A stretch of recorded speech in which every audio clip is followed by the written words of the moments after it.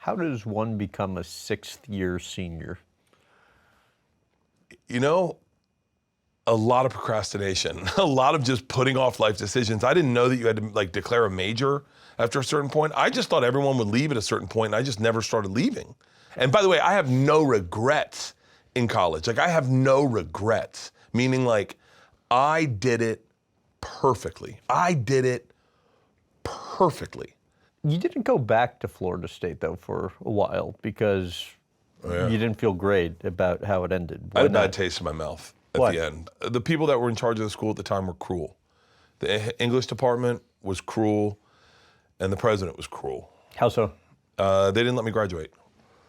I mean, granted, I think if I had a little bit of ownership, I'd say maybe I didn't do the work, but but what happened is But you were right there where you should have been able I did to all the graduate. work. And by the way, it was a writing class. I had submitted all the work, and the teacher at the time, I wish I remember his name. I would love to call this person out. I don't remember his name, or I would mention it. I walked next to work done. They put work done in front of me in a weird way, and I think as a move, because they knew how loud the applause would be for work done, and you didn't really hear my name after that. And I think they were afraid that I was going to do something. I don't know. I thought it was cool that I sat next to work done, personally. So I don't give a and then I get home. I'm ready to move to New York, and I get a call from the school saying, you, in fact, didn't graduate. You're not getting your diploma. You still are shy by 6 credits. And I was like, wait, what? And it was this creative writing teacher. I was a creative writing major, and he had 2 of my classes, and he failed me in both of them. I went up to the college. I walked into his closet of an office, and I said, hey, I'm Bert. He goes, no, I know who you are. A Rolling Stone guy. And I was like, yeah. I said, well, listen, here's the deal. I must have failed 2 of your classes or whatever it is, but I'm moving to New York. And so I'd love to make those classes up because obviously I'd love my diploma. And he did a thing where he talked to me like a fucking idiot to me and almost convinced me that I was a idiot. And he was like, hey, what do you need a diploma for? You're famous now. And I was like, well, yeah, I know. Like, he was like, yeah, I heard you got a book deal. And I was like, oh, well, I mean, we talked about it, but he goes, I heard Oliver Stone optioned the rights to your life. I was like, yeah, it's like some big things going on. He's like, you're gonna be a stand-up? He's like, you don't need a diploma. Yeah, you know what? I'll never give you a diploma. I will never give you the opportunity to make those classes. It makes me happy to fail you. I went, what? He goes, go yourself. You get a book deal? I'm a writer. I can't get a book deal. And you get a book deal because you partied your balls off? I will never pass you in my classes. Good luck. So like in a weird way, it almost tricked me. Like at the end, I was like, wait, he's being an asshole. I thought he was being my buddy. I walked out of the room and I was like, and then I was like, I moved to New York. I had to take correspondence classes, which are identical to the prison classes, where they send you a box of books, and then they're like, write papers on these books. I'd never read a book in my life. But I got really bitter towards Florida State, and then I got my first development deal, and Florida State reached out for money, and I was like, what? And I was like, they're like, hey, heard your alumni. Like, I mean, my fraternity at one point disowned me, and then they hit me up for money, and then I was like, I don't everyone. And it wasn't until this year that I went back to Florida State, and all the shitty people were gone, and it was all new people, all really cool new people. College has changed, and they reached out. First of all, I did the Civic Center. I didn't know I was doing the Civic Center. I saw Nirvana and Smashing Pumpkins play at the Civic Center. I saw Bobcat Goldthwait at this. Adam Sandler was at the Civic Center when I was in college.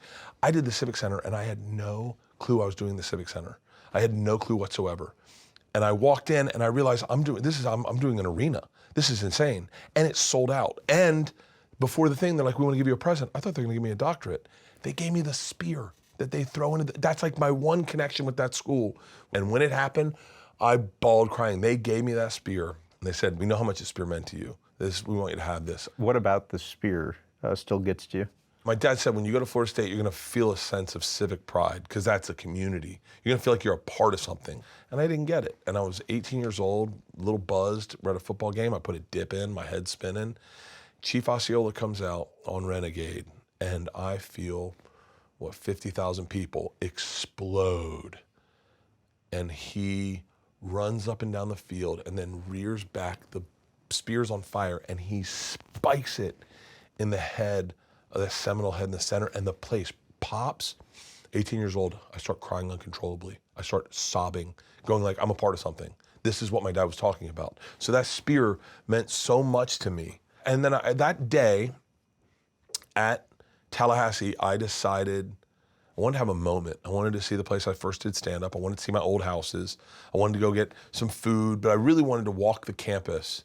I don't know if I was famous or not, but I was working. I was doing big things. I've been on Netflix a bunch. And I started walking around that campus, and people started sticking their heads out of their dorm rooms, just going, welcome home, Bertie boy. It gets me emotional because it was like, because I didn't feel like I was a part of it. I felt like I got separated from that community. But then the kids that went to school there, they were proud of me. I was one of them. They knew it because we all felt it. And kids were getting in their car and they were driving and finding me. And they were like, Bert, can I get a picture? And like the cops pulled me over and they're like, Bertie boy. And I was like, and like only people that love me call me Bertie boy. And everyone was yelling out the windows, welcome home, Bertie boy. And then I all of a sudden I was like, yeah, this is my home. This is where I spent 6.5 years in this place. But yeah, man, I fucking love that school. I love being a part of it. And it took a while for me to, I guess, to forgive myself. I don't know, forgive all that. But it was, I love that school. It's the best experience. I have no regrets. So the Rolling Stone article, which was where you first kind of had your taste of fame, that was huge. Number one party school. Yeah. A movie's made about it, National Lampoon's Van Wilder. Through all the stories I read on you, you've always made a point of saying you never watched it. Why has it been important to you to point that out, though? It was brought to my attention the day it came out. My agents called me. And they're like, hey, you remember that thing you were developing back when we first met you? Well, it's turned into a movie. They made the movie. Is this Barry Katz? Barry Katz was on the call. I'll only use his name because he gave me the best advice that I've ever gotten. Some of the best advice. They all wanted to sue National Lampoon, and Barry was like, listen, Papa, there's two types of people in this business. People who work and people who sue. Pick which one you want to be. And I was like, well, I'm already working. He's like, I think you made your answer. And so I just kind of was like, whatever. First of all, I love Ryan Reynolds. I think he's awesome. Secondly, I had nothing to do with the movie. And once you make a movie, after I made my movie, I realized just how gross it is to ever try to attach yourself to the hard work of someone else. And I think the reason I never watched the movie is I never wanted to be able to answer questions about the movie. Because everyone's like, did you a bulldog? That's what they always ask me. I go, I did, but I didn't tell anyone about it. No, I'm kidding. No, but like I don't have any connection. So I never wanted to I never tried to own it. I said I'll watch it, but I want to watch it. Only with him? Only with Ryan Reynolds. Okay. I'll watch it with Ryan Reynolds.